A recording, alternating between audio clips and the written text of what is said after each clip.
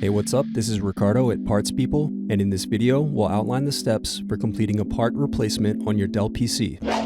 Visit our website and use this coupon for a 5% off discount.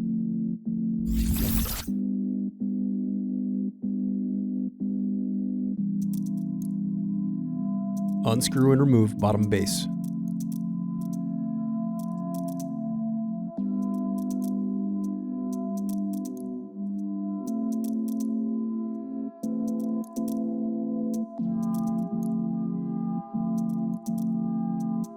Now unscrew and disconnect battery.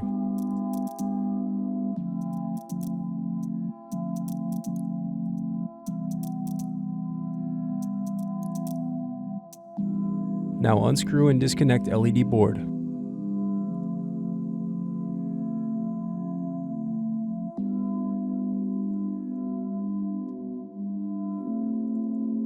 Thanks for watching. Don't forget to like and subscribe if you enjoyed this video.